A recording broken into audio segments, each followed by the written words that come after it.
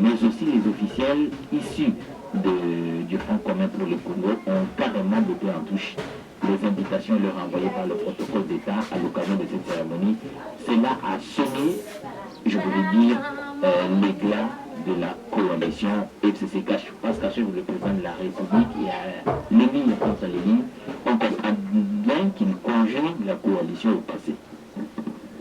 Bon, Edi Tchala ne va pas prendre cette grande responsabilité d'annoncer la mort de cette coalition, mais au vu des éléments que vous venez d'évoquer, il y a, faut pas croire qu'on est plus près de la dissolution que du renforcement de la coalition. Pourquoi? Parce que les faits sont là et les démontrent suffisamment. Lorsque le président use de ses propres pouvoirs constitutionnels, comme pour le cas que vous d'évoquer, de prestation de serment, le président trouve toujours à faire. Mais finalement, en fin de compte, c'est effectivement la goutte qui a fait déborder le vase. Le président de la République, après avoir pris la mesure de la situation, a décidé carrément d'aller consulter des autres pour arriver à toute éventualité. Mais ne voyons pas les choses que de manière négative. Donc, oui, il peut dissoudre, tout comme il peut consolider, tout dépendra de ce que les partenaires lui diront lors de ces consultations. Le président de la République qui a reçu les serments de 3 juges. Beaucoup ont reçu ces messages dont je vais vous faire la lecture. Le directeur AI du chef de l'État vient de nommer les facilitateurs des confessions religieuses aux consultations du chef de l'État, les docteurs Béni Thierry Mbokoso, qui est également le coordonnateur national du groupe de soutien au professeur Hébert Kolongele, GSK en sigle. Et monsieur a même donné son numéro et c'est lui qui se charge des invitations. C'est de l'arnaque, nous le disons sur les antennes de la RTNC. Ceux qui ont reçu ce genre de messages doivent savoir qu'ils ont affaire à un escroc. Il n'a jamais fait une association avec le groupe de soutien au professeur Hébert Kolongele, jusqu'à en cible, et dont le coordonnateur serait un certain docteur Béni Thierry Mbokoso. Beaucoup de personnes sont tombées sous des actes d'escroquerie de sieur docteur Béni Thierry, et nous pensons que le service spécialisé sont en train de suivre de près cette situation que nous sommes en train de dénoncer ici au nom du cabinet du président de la République. Nous répétons, le directeur de cabinet n'a jamais nommé un facilitateur de confession religieuse et que ceux qui auraient reçu des appels ou des messages venant des docteurs Thierry Mbokoso doivent comprendre qu'ils sont l'objet d'une escroquerie ou de l'arnaque, et que celui qui se présente comme coordonnateur national du groupe de soutien au professeur Hébert Kolongele est un escroc. Il n'a jamais reçu mandat de ce dernier et qu'il n'existe pas une structure de ce genre. Alors revenons maintenant à ces travaux Edi Tchala. Les consultations qui viennent de s'ouvrir aujourd'hui vont prendre quelques jours. Le plus important pour le président de la République, c'est de donner l'occasion à tout le monde, à tous les acteurs politiques et sociaux, tous ceux qui sont représentatifs. C'est représentatif, tous ceux qui ont de l'ancrage sur la vie nationale, tous ceux qui ont pignon sur les rues, de les rencontrer ici. Voilà, le groupe le CNDH vient de sortir et pendant ces temps, je pense que c'est le CSAC conduit par son président Tito Ndombi qui se prépare également pour entrer dans cette salle où le président de la République est en train de recevoir les différentes personnalités. Nous allons nous approcher de lui pour avoir également sa réaction à chaud après avoir été consulté par le président de la République du Tchad. Merci Giscard Koussema. Nous allons nous approcher et justement pour que le président de la Commission nationale des droits de l'homme, Mamba Mouchikonke, après avoir échangé avec le président de la République au nom de sa commission, de sa structure, qui est une institution d'appui à la démocratie, puisse nous livrer le contenu de ces échanges à chaud. Nous allons nous placer à l'endroit pour nous permettre d'exprimer à la communauté nationale en primeur ce sur quoi ils ont échangé avec le président de la République. En sorte de vous rappeler que ces consultations qui commencent aujourd'hui, les consultations du président de la République s'inscrivent. Donc vous avez compris que ces échanges justement que le président de la République a entrepris depuis ce matin s'inscrivent dans le cadre de la suite de son discours du 23 octobre dernier, discours qu'il a prononcé pour rappeler à la nation la situation dans laquelle se trouve le pays et les divergences qui ne cessent de se cristalliser entre les membres de la coalition au pouvoir. Il s'agit du Front commun pour le Congo et le Cap pour le changement. C'est deux organisations politiques qui ont la destinée de la République entre les mains, ne semblent pas réaliser la pertinence de mettre chacun en ce qui le concerne de l'eau dans son bain pour essayer de trouver un modus vivendi et faire avancer la République d'un cran. Les espoirs de tout un peuple au lendemain du transfert pacifique et civilisé du pouvoir semblent s'estomper avec ces querelles interminables qui caractérisent la coalition au pouvoir. Le président de la République a ainsi décidé d'aller voir les autres, leur poser la question sur ce qu'ils pensent de la situation actuelle du pays et quelles sont les pistes de solutions pour sortir de ce marasme qui commence à s'installer pour longtemps. Le président de la République a bien sûr la décision à prendre parce que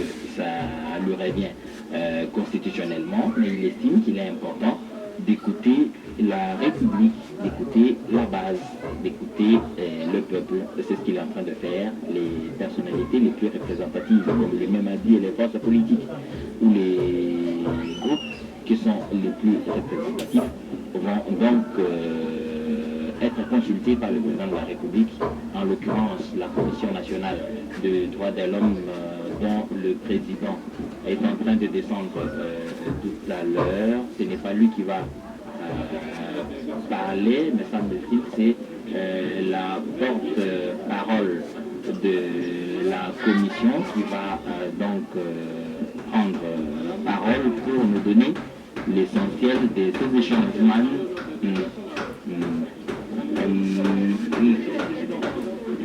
Monsieur le Président, c'est vous qui représentez la délégation qui l'avait conduit. Vous venez de recevoir, vous venez d'être reçu par le président de la République dans le cadre de ces consultations. Est-ce que nous pouvons savoir à chaud de quoi a-t-il été question? Oui, comme je viens de le dire, c'était une consultation et la CNDH a donné son avis. Et cet avis a été pris en compte par le président de la République. C'était un avis qui tenait compte aussi de la promotion et de la protection des droits de l'homme en rapport avec notre mission. Et c'est ce qui a fait que nous puissions apprécier le président de la République par rapport à la question qu'il nous a posée. Et nous avons trouvé que le président était vraiment attentif et nous a remercié pour cette contribution. Et nous allons faire honneur à la dame. Madame, vous êtes partie de la délégation également. Vous pouvez compléter le président sur l'entreprise de cette délégation. Oui, outre la base globale des droits de l'homme, nous avons aussi constaté que dans la Constitution, il est permis de faire des coalitions. Et lorsqu'on a fait une coalition, lorsqu'on estime qu'à mi-parcours, une évaluation et ça ne marche pas, il est toujours loisible de revoir les conditions ou de faire une nouvelle coalition. Et vous pensez bien quoi? Moi, je dis ce que dit la Constitution. La Constitution permet qu'il y ait une coalition qu'on identifie de coalition. On peut garder une coalition, tout comme on peut faire une nouvelle coalition. C'est mon point de vue.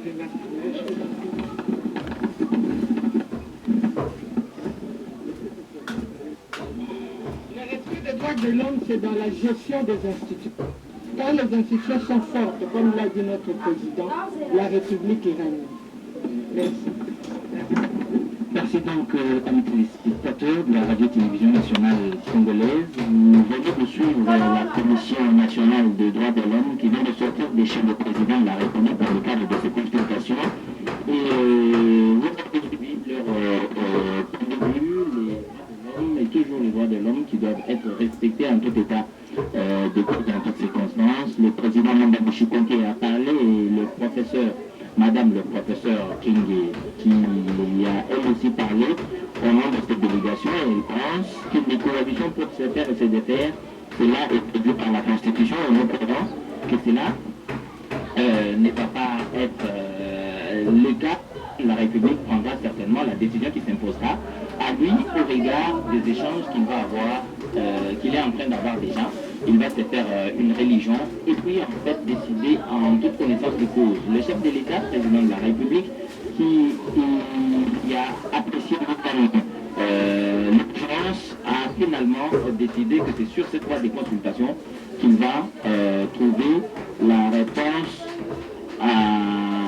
aux multiples questions qui se posent dans la République. Alors nous allons nous préparer à suivre les amis du CESAC qui vont eux aussi être consultés par le président de la République. Ils sont conduits par leur président, Tito Ndombi, des rôles clés dans l'histoire de cette République.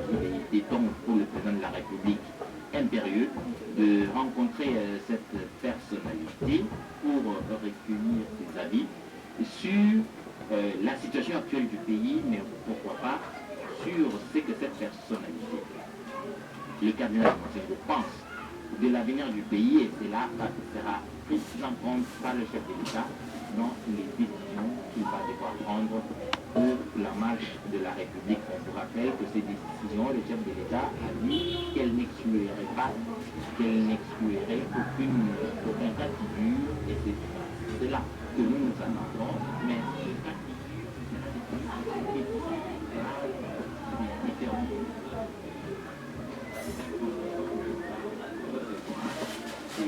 Personnalité de d'autres qu'il va consulter et qu'il a déjà consulté parce que ce matin, le président de la République a reçu le bureau sortant de la Commission électorale nationale indépendante, il a reçu le bureau du Conseil national du suivi de l'accord de la terrestre, ça n'est suivi la délégation de la Commission nationale des droits de l'homme.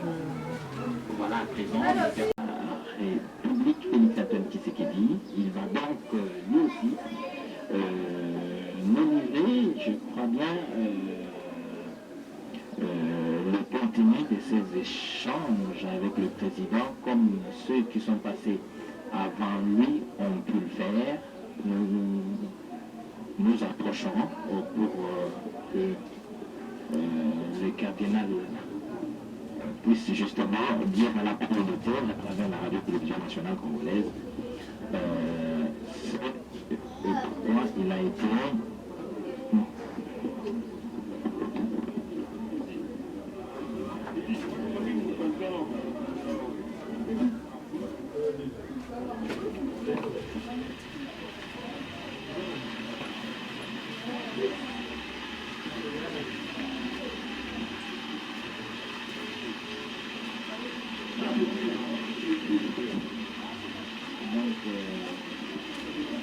voilà, Monseigneur, le cardinal Monsengo est en train donc de descendre. Nous allons lui tendre notre micro pour que, comme ses prédécesseurs, il puisse en Kili nous dire ce sur quoi ils ont échangé avec le président de la République.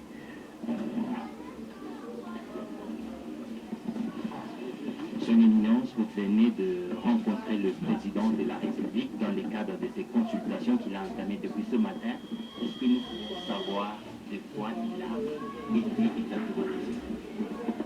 Comme vous le dites si bien, on a rencontré le président qui a commencé à poser les problèmes que vous connaissez, qui sont les problèmes de la consultation et de son discours qu'il nous a donné l'autre jour. Eh bien, nous avons eu un mémo que nous lui avons présenté, dans lequel nous disons que le pays a besoin de centrer le tout sur l'économie. L'économie pour tout homme, pour le développement du pays, l'économie, pour que le peuple puisse avoir de quoi manger, le peuple puisse augmenter sa santé, en sagesse, etc. Et puis à la fin, nous avons commencé à répondre à ces questions. Et nous disions que nous le félicitons pour cette initiative qu'il a prise. Et grâce à cette initiative, il arrivera à avoir une série de réponses qu'il pourra par après étudier avec des gens et qu'il commence à favoriser le dialogue grâce à l'intervention de certaines personnes, ressources de certaines personnes qui peuvent l'aider à naviguer des deux côtés de la pirogue, et comme cela, il y a des chances que le travail avance dans son dialogue. Voilà.